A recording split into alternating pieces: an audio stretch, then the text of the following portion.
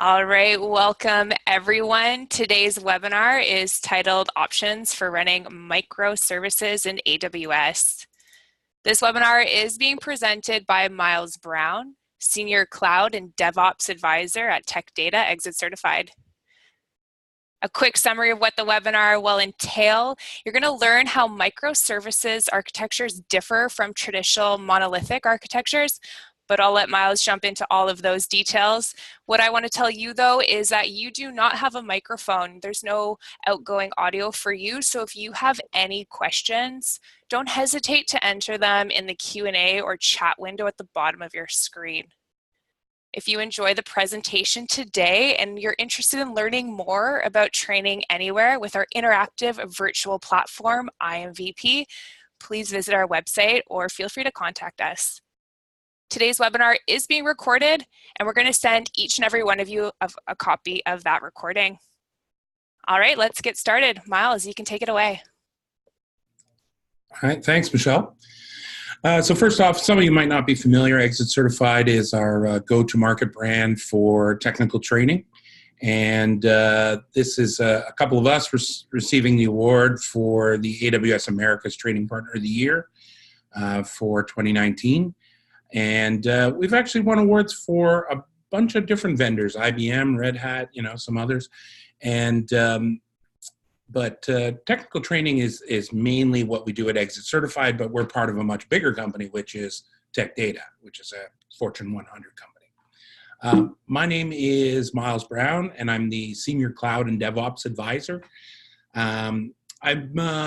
I guess I've been primarily an AWS instructor until about a year ago. I kind of moved more into this sort of advisory role, but I still teach the AWS curriculum and also some Google cloud stuff as well. So I've got my professional cloud architect for Google, and I have the 2 professional and a couple specialty certifications for AWS as well. So I've been working in the cloud for about 5.5 years now as an instructor, and a little while before that, doing some real work.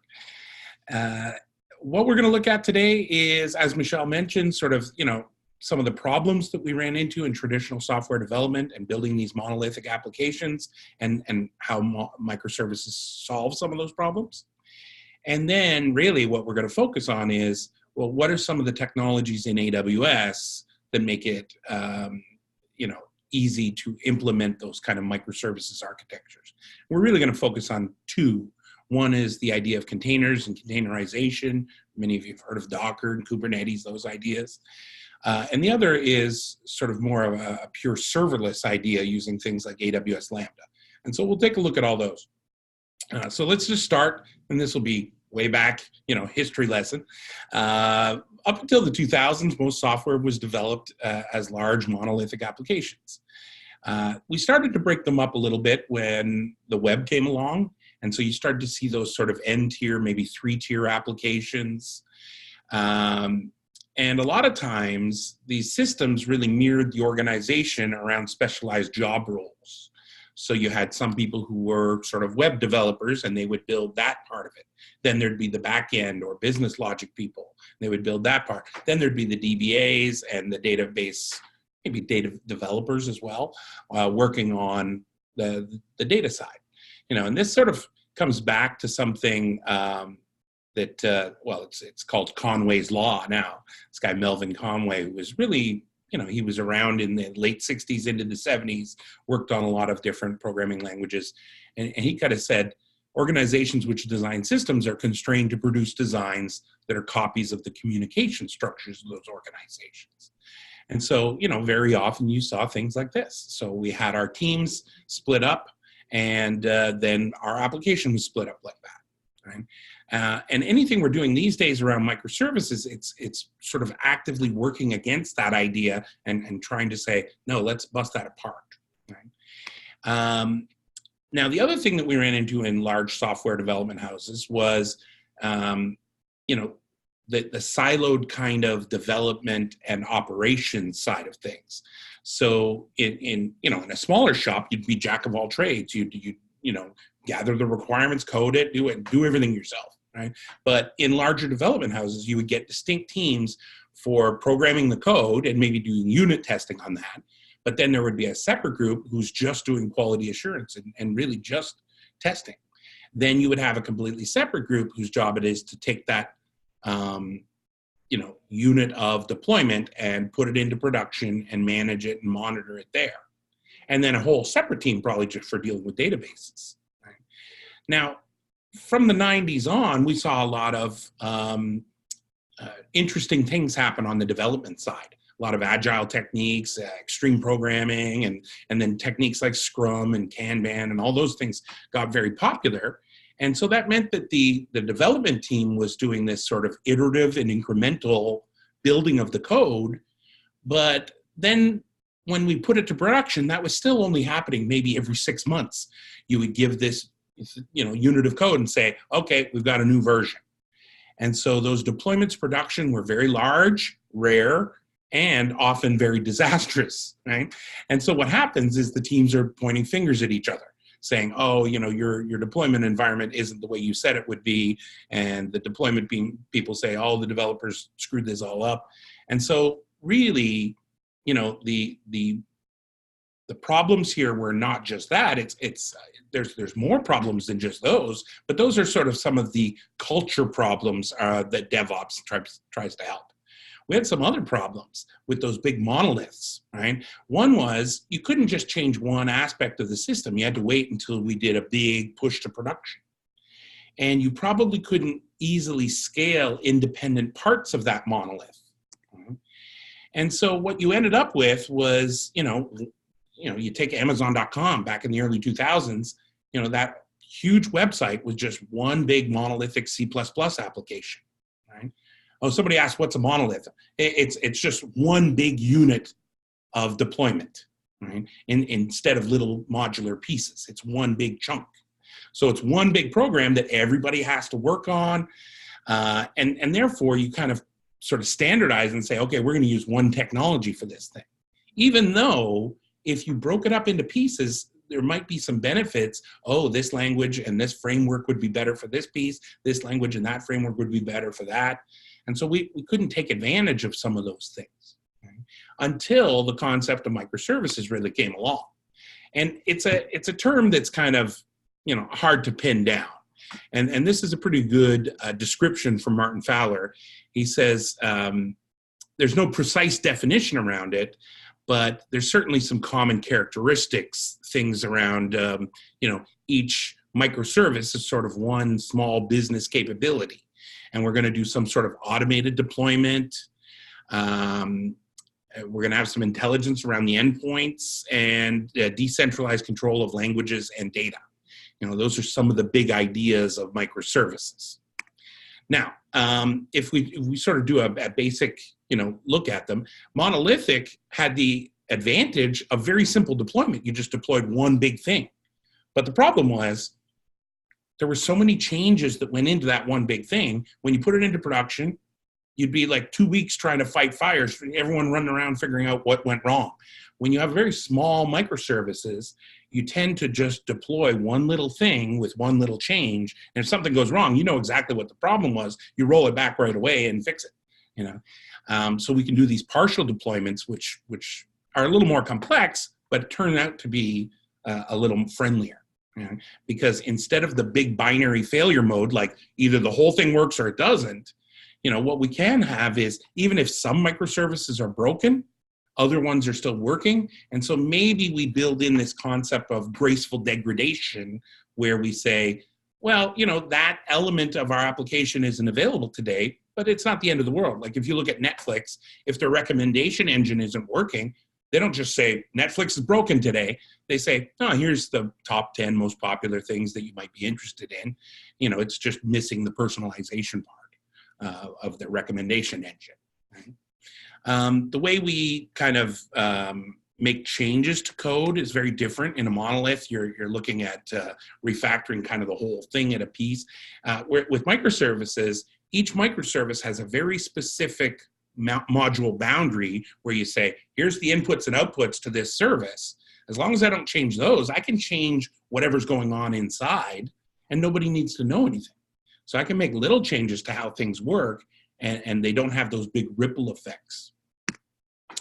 I mentioned earlier that with a monolith, usually, the whole development team across the board is using the same technology stack. You say, okay, we're Java developers using the Spring framework and whatever, right?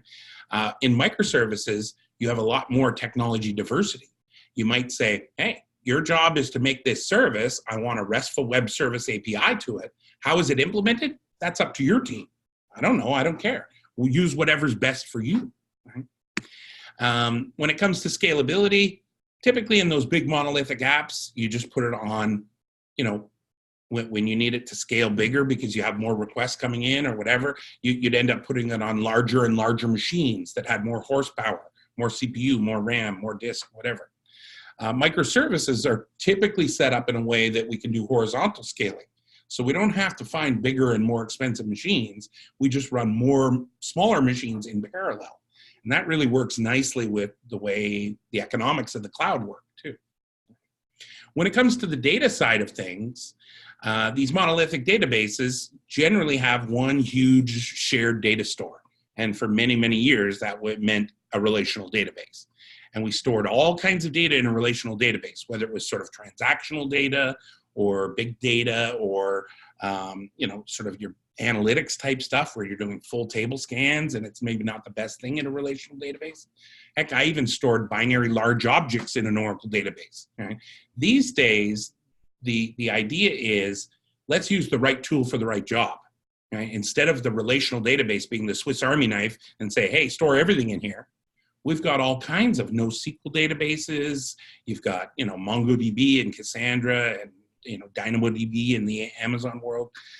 We've got so many different options that for a given microservice, you can choose the right one for this job. And then finally, the big monolith was sort of owned by everybody, so everybody was working on it.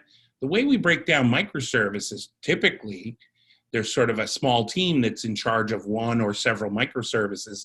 And so they have ownership from end to end, and that's because microservices often goes hand in hand with a culture shift, which we call DevOps. Right? And that also goes hand in hand with the cloud, right? So these are three trends that we typically see all happening together as people move, to modernizing their applications. So a lot of companies are already in the cloud, even if they're just sort of testing the waters, right? Doing non-mission critical things like dev and test environments. We've had students come through over the last 6 years taking AWS classes, and a lot of times we saw the first wave, they were just trying to take their existing apps, move them to the cloud. And now they're saying, hey, now I really want to take advantage of all the benefits of the cloud and build what we sometimes call cloud native applications. And so, this concept of cloud native is one where you're saying, hey, these applications are built for the cloud, maybe built for any cloud. So not just AWS, maybe we're thinking about Azure or Google Cloud, and so we want to make things in a way that I can move them around, but also I can build them and test them on my laptop, and so that's sort of a big move.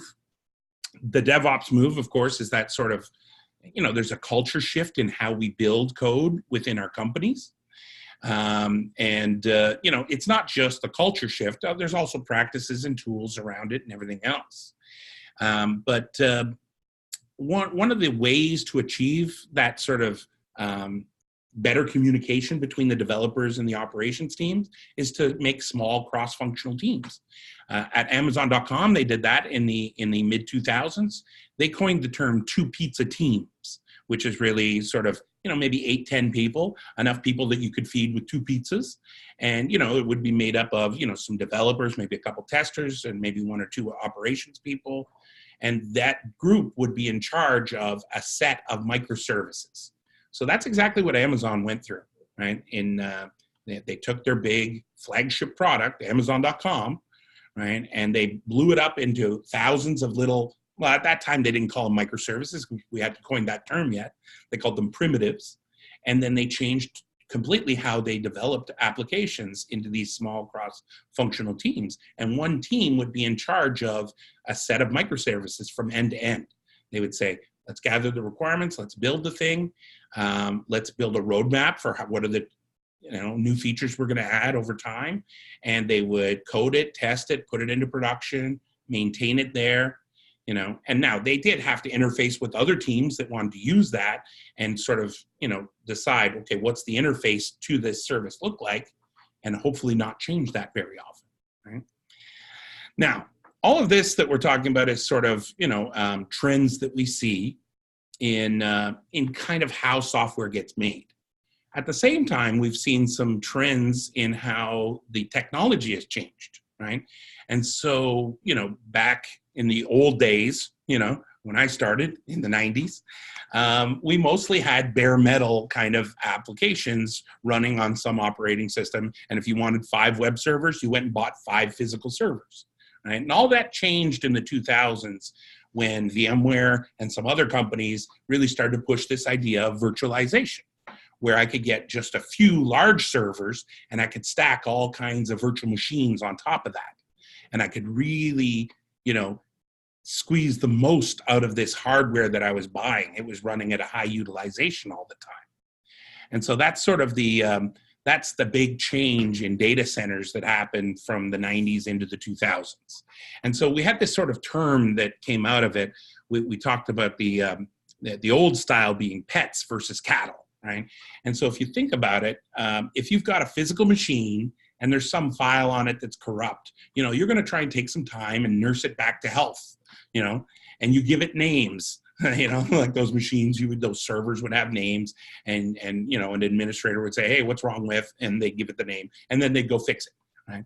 In the virtual world, it's you don't think of these virtual machines as, important things they're not worth naming, they might not last long, especially if there's something corrupt in them. What do? You kill it, get rid of it, get a new one, right? So they're very lightweight. We can launch them quickly. We can get rid of them quickly, right? And that is really the basis for cloud computing, right? All we did with public cloud like AWS and Microsoft Azure and GCP is they're just saying, well, not every company has to run their own data center and have to deal with the physical machines and then launching the virtual machines. We'll just rent you virtual machines for pennies an hour, And so that's sort of the world in which the cloud kind of grew. Now, the big shift lately has been the idea of containerization, right? So when Docker came out in 2013, that sort of changed the game. It made it very easy to build these little containerized applications. And they're even much more lightweight than a virtual machine. You see in the picture here where each virtual machine has an operating system and then the app running on it. Where the difference with containers is those apps are running in a container runtime like Docker, and they're all sharing the same kernel of the host operating system, right? So they're much more lightweight. You can launch them and get rid of them really quickly. So in the cattle versus pets analogy, maybe you think of them as chickens, where they're a little like cattle and you're not necessarily naming them all, but they live in this little thing and their lifespan is much shorter. They come and go quickly, and they live in their little coop, I guess. The last one, I don't know about the analogy, it kind of, breaks down a little bit, is the idea of serverless apps. And we're going to talk a little bit about this coming up.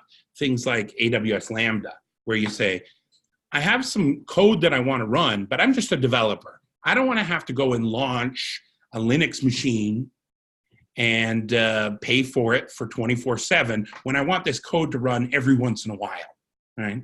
And then I've got to manage that virtual machine, and there's an operating system and a file system, and I got to patch that thing if there's comes along over time. There's going to be some security problems. You have to go and apply patches, and there's just a lot of basic management of the infrastructure that really I don't want to do, right? Instead, I just want to write this code and say, when this event occurs, call the code and I'll pay while it's running. And so in effect, the servers are there, but we don't see them, right? We don't think of them. And it's a little bit like microbes in that there are microbes all around. They're essential for life, right? But you don't see them. You don't think about them every day, right? And so that's sort of the analogy, I guess. All right, so a little bit more about containers. We'll talk about containers and the options there in AWS, then we'll come back to the serverless piece. So containers have been around in Linux for many years now. It's basically a standard unit of software that packages the code and all its dependencies in a way that I can build this application on my laptop, and then I can deploy it anywhere. I can deploy it onto some physical machines in my on-prem data center or in the cloud, anywhere, right? They're much more lighter weight than a virtual machine because they share the operating system kernel of that host. So they've been around for a long time, but it was really when Docker came along that they made it really easy to build and share images. And the images are the things from which we say, hey, go launch a container based on that image. And so they made it really easy. They came up with this concept of a Docker file, and it worked pretty well. Now, we said that the idea is these containers will run the same wherever they are, which is a good thing. And I guess the last thing to say is that while Docker made containers really popular, and it is still by far the most popular container option, it isn't the only game in town, right?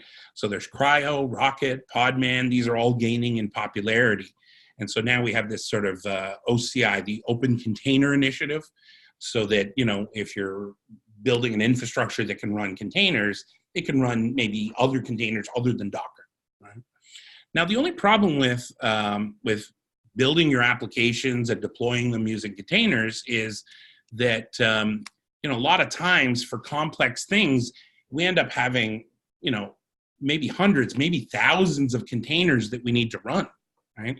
So if you think about it, these containers, the way they have that sort of isolation, they're perfect for encapsulating a single microservice, right? But a complex application will require tens to hundreds of images and maybe hundreds to thousands of running containers. And trying to, you know, orchestrate all these containers yourself is very difficult to do. So most companies that get into containers pretty quickly find themselves saying, we need to use some sort of container orchestration tool. And by far the most popular one is called Kubernetes. It was originally developed at Google and then open sourced, and it's become kind of the de facto standard. It's not the only game in town either, but it's very popular. And sometimes you'll see it abbreviated K8S because it's K and then 8 letters and then S. So when it comes to running containers in AWS, you have a few options. You can go it alone, right? You can just go launch a bunch of EC2 instances, install whatever container runtime, whatever container orchestration tool you want, and manage that. It gives you great flexibility, right? But it requires a lot of administration. You have to understand how Kubernetes works really well to be able to say, okay, well, I need these pieces, I need these pieces, I got to install it all. It's a lot of work, right? That's one option.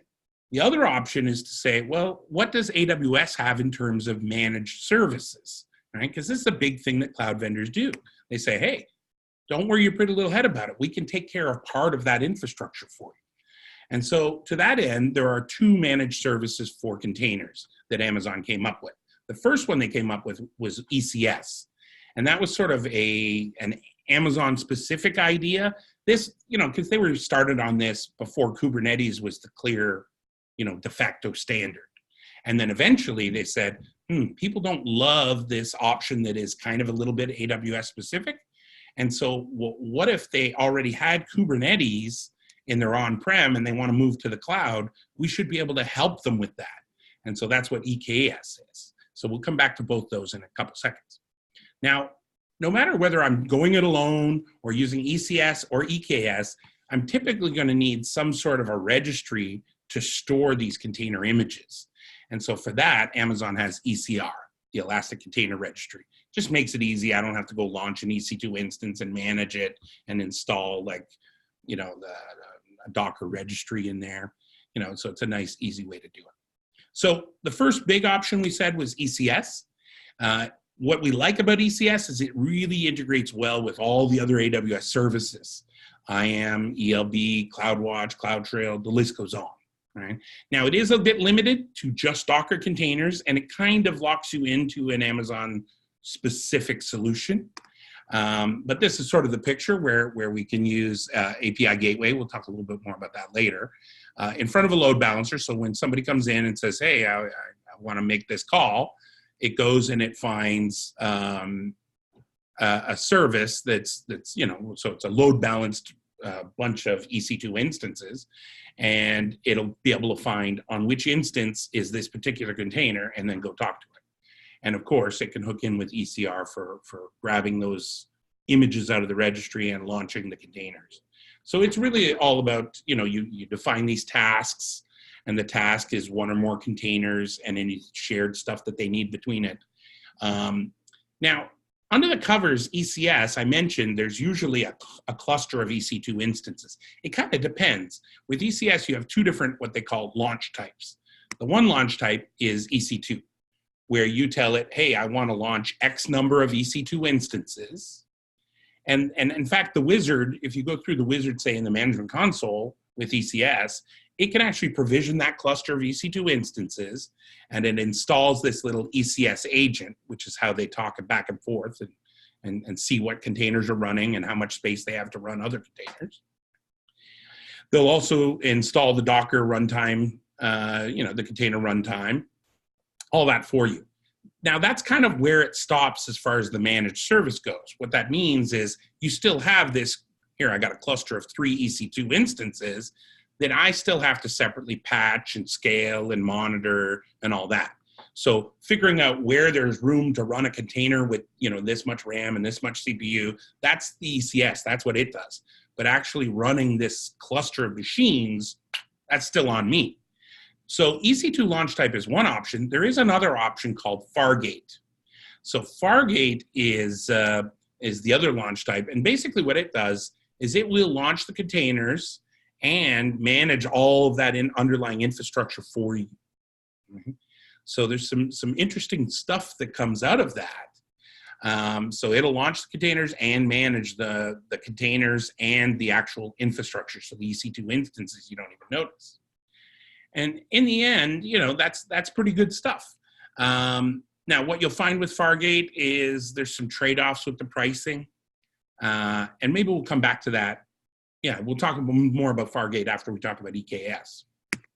So that's ECS. I think that for Amazon,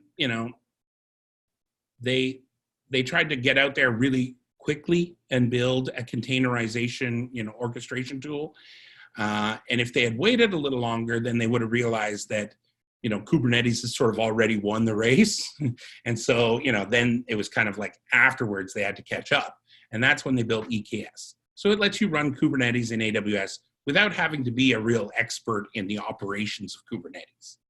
You do still have to learn the basics of Kubernetes. So, the basic unit of deployment in Kubernetes is called a pod, and it could be just one container or maybe a couple containers and some shared stuff. And then similar to ECS, you can deploy on a fleet of EC2 instances that you manage or use Fargate to take care of the infrastructure. And here's that sort of Fargate trade-off. There's a lot of nice ease of use, but it comes at the loss of customizability, right? So they're going to decide how many, sort of servers run under the covers.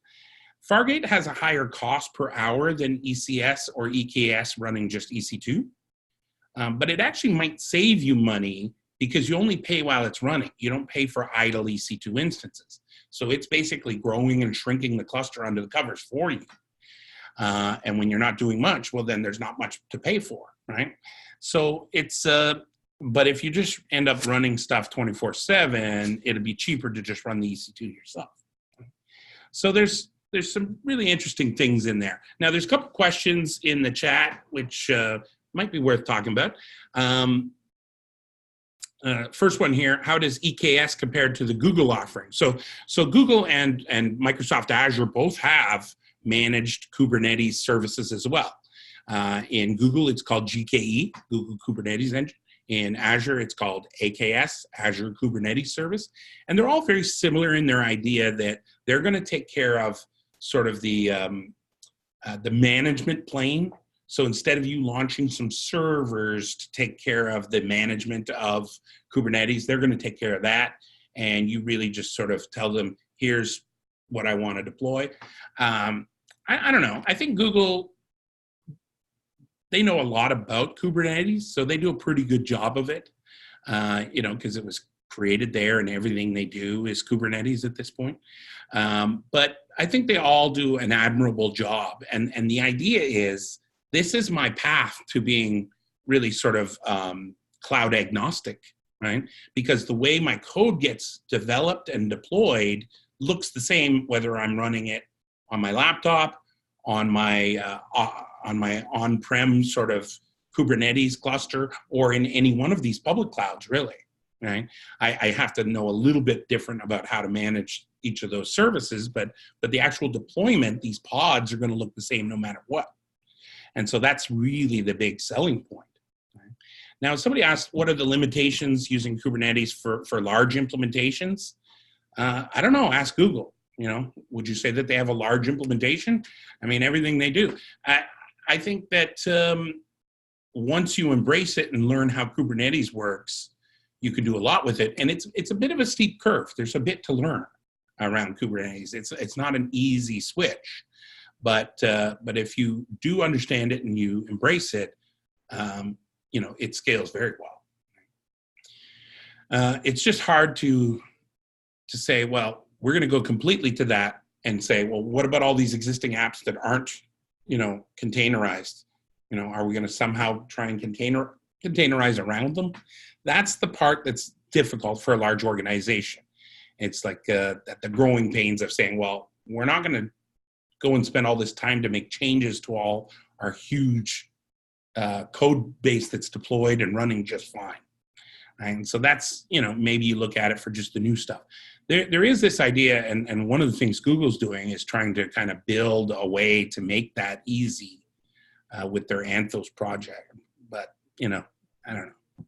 I think that's where some of the problems with deploying Kubernetes in a big organization is to say, are we really trying to shift everything to that, or just new development? So that's a little bit about the container side. The side that Amazon seems maybe a little more excited about is the serverless compute, right?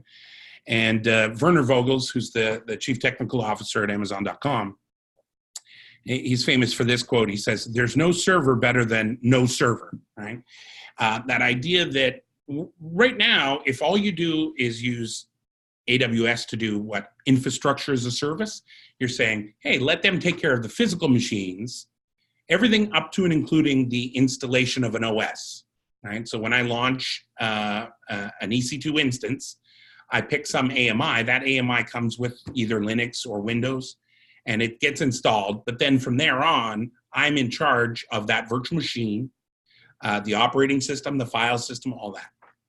Well, what serverless compute is saying is, well, what if we just let Amazon be in charge of more of that stack? And they just hide the server from me completely. So it's really kind of a developer-centric idea where I'm going to write my code. I can bring my own code in a number of different languages now. At first, there was like 2 or 3 or 4 languages. Now they've kind of opened it up quite a bit. So I bring my own code, and then I configure what's the trigger that causes this, you know, what's the event that triggers this code to run. And then I don't worry about servers or capacity or scaling or fault tolerance. You know, Amazon's going to find somewhere to run this little container to run this code. Right? And I only pay for how long the code runs, not for all this idle time. Right? And so if you think about it, that idea of DevOps where we say, let's make those small teams where you've got, you know, developers and testers and operations. Well, forget DevOps. You know, this is no ops. Right? We've gotten rid of a lot of the operations. So it's easier to build those small cross-functional teams, or even to have the, you know, that sort of full stack developer where the developer is able to deploy to production and monitor and manage it in there. Because we already took away all the physical machine stuff. Now we're taking care of the virtual machine and the operating system and the file system, all that's gone. Right? So it's an interesting idea. And so AWS Lambda has been around for a while. It's very similar in Azure and in Google Cloud. They both have sort of serverless compute options. They're called Azure Functions or Google Cloud Functions. I don't think that they're quite as mature at this point. Like the Azure one might still be sort of in beta, although it's been in beta for like 3 years. So, I mean, people use it all the time. So if you are going to try the microservices thing with serverless, then each microservice is essentially implemented as a single Lambda function. And that Lambda function might be the back-end business logic for one little piece of the service. It might be dealing some sort of event handling, like, hey, whenever somebody uploads a file to this S3 bucket, go and run this code. It might be talking to our data stores, right? And so those microservices need to have strong module boundaries. And ideally, if we want to embrace that sort of like, hey, this part's written in this language, that part's written in that language, then the API boundaries have to be sort of language agnostic, right? And so this is where Amazon API Gateway comes in nicely, where we can put a RESTful web service in front of a Lambda function, right? And so you don't know or care what language the Lambda function's written in. All you know is, hey, this is a RESTful API that I use to talk to it. And then I can build larger applications out of these little microservices by composing them together using something called step functions. So let's take a look at API Gateway and step functions. API Gateway is essentially this, oops, sorry, I'm one behind here. It's a fully managed service. Makes it really easy to create, publish, maintain, monitor, and secure APIs. And when we talk about APIs, we're typically saying it's RESTful web services, but it could be WebSocket APIs. And those are the front doors for these microservices that would be written in, say, Lambda functions. And they also support some nice sort of side benefits of API Gateway. At the API Gateway level, there's something called a gateway cache. So if somebody comes in and does, okay, I'm making an HTTP request to this URL and I'm doing a GET. And then I do it again like 5 seconds later. There's really no reason to go call that Lambda function unless, you know, it's something time dependent. But a lot of times you can say, well, let's cache the GET requests on certain URLs for a period of time. And so it saves me, you know, money.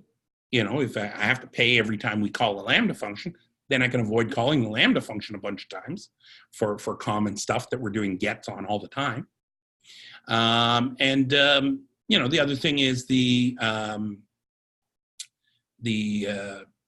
can also do throttling and all kinds of stuff right there at the API Gateway level, right? And yeah, so I think here they're showing, you know, I can have all kinds of things coming in, making RESTful web service calls. The API Gateway says, oh, okay, you want me to go call Lambda function or maybe something else. You know, it has all kinds of backends that it could talk to. It could talk to an application on EC2. It could talk to some third-party RESTful web service. But typically, in a microservices model here, the API Gateway is sitting in front of a Lambda function. So Alex has asked, can I call a Python Lambda function from Python code without using the gateway? Or is the gateway required? Yeah, no, you can. I mean, with Lambda, there's a bunch of different models for how you call Lambda. You can, even for the same Lambda function, you can have multiple different ways to trigger it, right? It could be, like I said, it could be event-driven, like whenever somebody uploads a file to an S3 bucket, that's an event. Call this Lambda function. But I could also just explicitly call it through an API call using the SDK for Python or whatever language. Right, I'd have to have the right, you know, access key, secret key from AWS, and permissions on that user to be able to execute the Lambda function. But I can certainly do it. Yeah. So the Bodo 3 client is the SDK for Python. Yeah. Bodo or Butu, different people call it different things. So that's the API Gateway part. Step functions it's a little more complex, but where you have really complex kind of workflows, where you say, hey, I want to do something. And it says, well, first you do this step, then that step. Or maybe there's some branching. Maybe there's some choices. If this is the case, then you do this. If not, then do that. And so we can build that kind of with timeouts and retry logic and all that. And then the individual functions are little Lambda functions, and their logic can change, but the overall flow is dictated by something called step functions. Right? And so they have sort of a nice way of building that out. Yeah. So I would say that these are some of the pieces that we often see in the sort of serverless microservices model. Right? Now, there are some challenges to implementing microservices architectures for sure. Probably the first big one is that getting that buy-in from pretty high up, that we want to,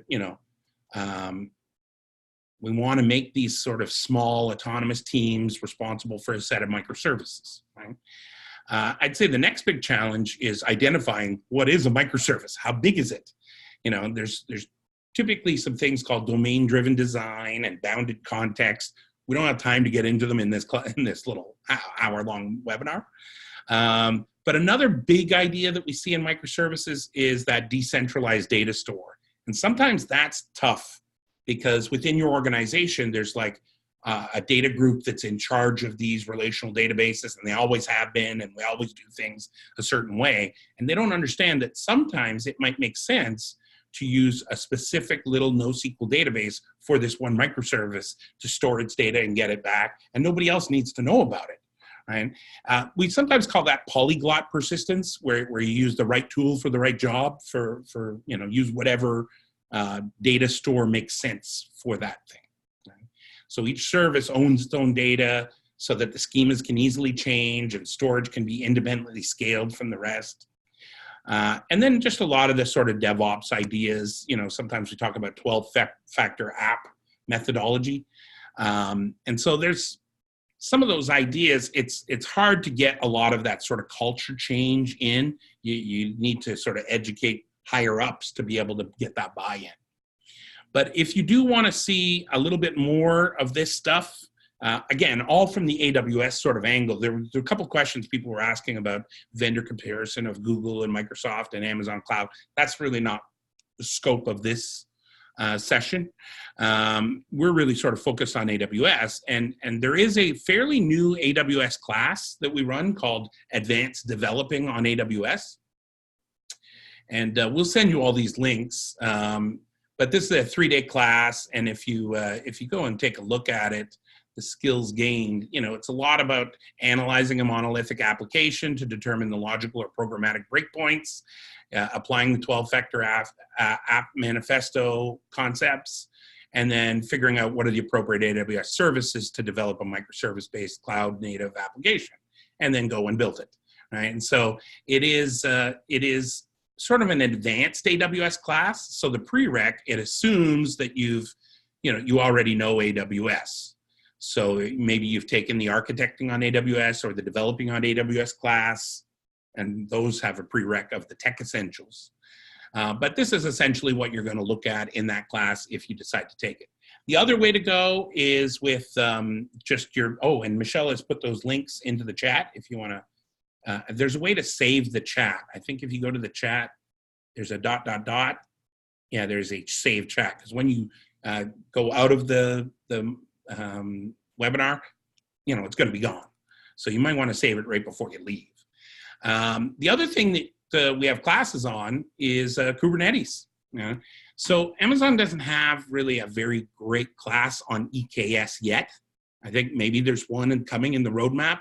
But for now, if you just want to learn the basics of Kubernetes, either from an administration point of view or from an app developer point of view, we have sort of classes from the Linux Foundation. Linux Foundation works with the Cloud Native Compute Foundation, and they've built like 2 different certifications for Kubernetes, one from an administrator point of view, one from a developer point of view, and these are the classes that also help you prep for those certifications. But we run those classes fairly often. They're now running at least monthly. And we do a lot of classes virtual. We have training centers around North America, but we also have sort of virtual sessions. We typically teach in a hybrid kind of way. So that's a few different options. Michelle put those ones in the chat as well. Finally, we've got a lot of AWS people here. If you're going to reInvent, that's coming up in, I guess it's a month. In Vegas, the first week of December. I'm going to be there. So if you do want to sort of do a little bit of we've got either a half hour or an hour long meeting rooms. We have a meeting room where we can kind of book in. And I guess the first Oh, you're automatically entered to win one of 20 Apple AirPods. Yeah, that's nice. So we're doing some of these meetings to kind of figure out where you are in your cloud journey, and how do you get to that next level? What would be the training you might need? So I mean, we're always going to kind of bring it back to training because that's mainly what we do. But I can kind of give some guidance. Also, if it's your first time going to reInvent, I made a little blog entry how to do AWS reInvent like a ninja. So maybe, maybe that one. You can find that on our blog pretty easily. Actually, you know what? I'll put that into the.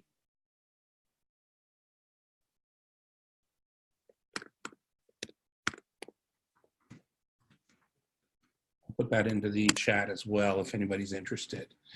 That's not me. It's just some dude they used for the photo. So that's sort of what's coming up. And so the rest of the time we're going to spend a little bit on Q&A. Now I did see a question. Scott asked, what tools are best to use for CI/CD and deployment of microservices? Is Terraform good for deploying microservices, Lambda, API gateway? So yeah, this is a good point. What you'll find is that there are hundreds of tools in the DevOps kind of space, right?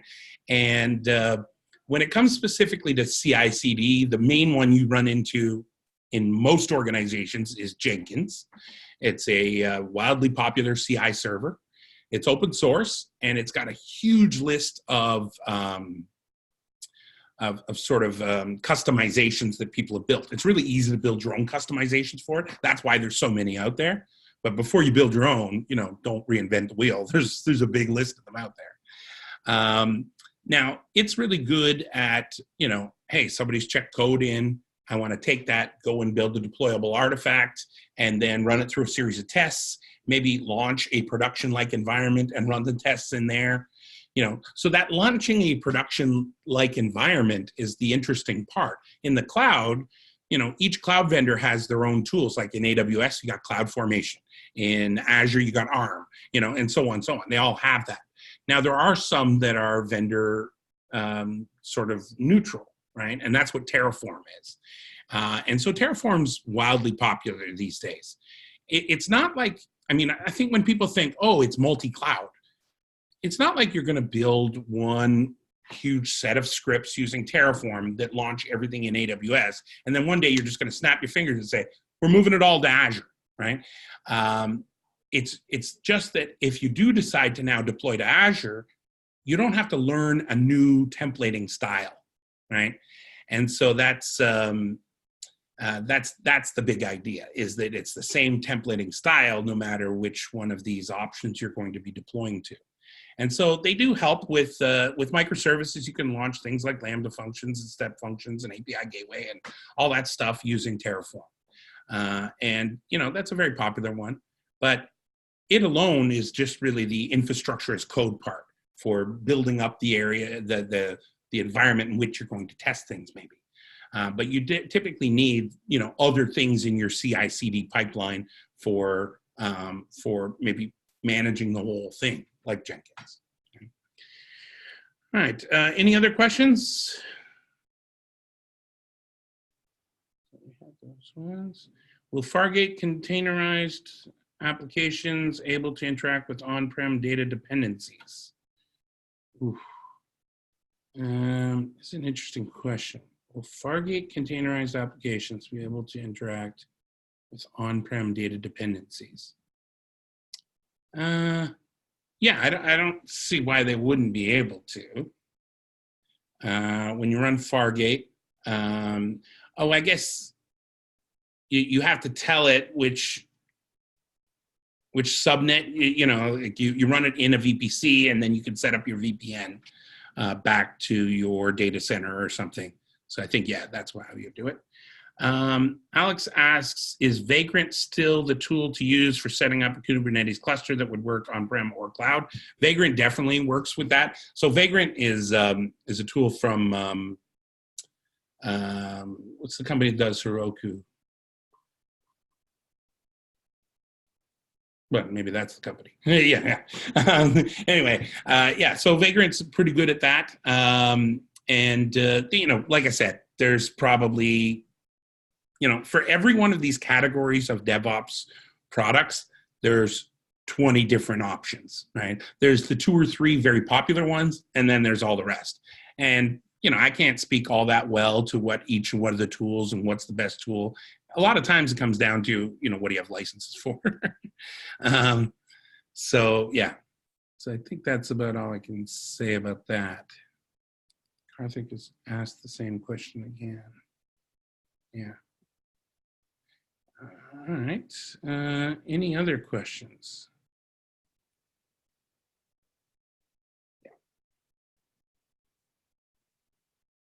I'll give it a couple minutes.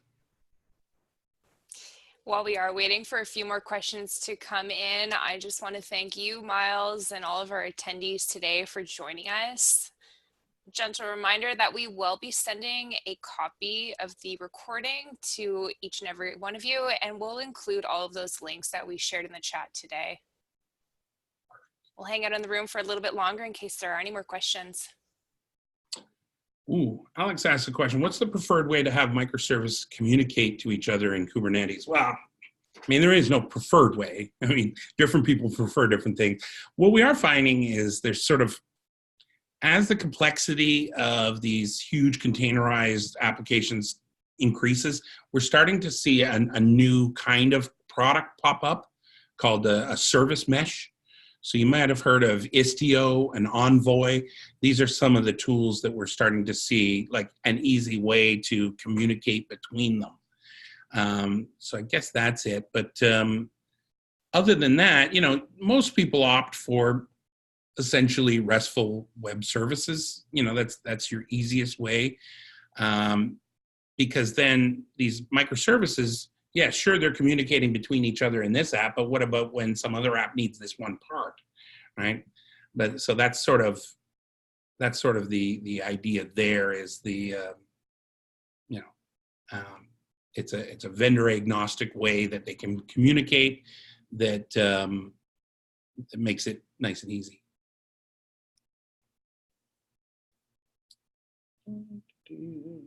Oh, with ECS, can the EC2 system be auto-scaled?